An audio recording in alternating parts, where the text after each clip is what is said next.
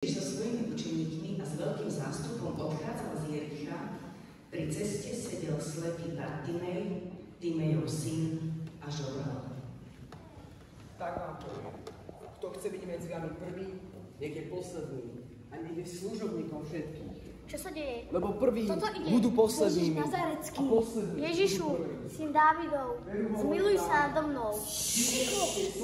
Ježišu, syn Dávidov, zmiluj sa nado mnou. Ježišu, syn Dávidov, zmiluj sa nado mnou. Zavolajte ho. Neboj sa, staň, volá ťa.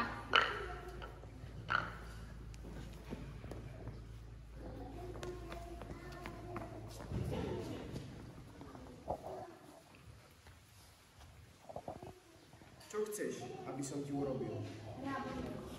Aby som videl. Hovorím ti, choď.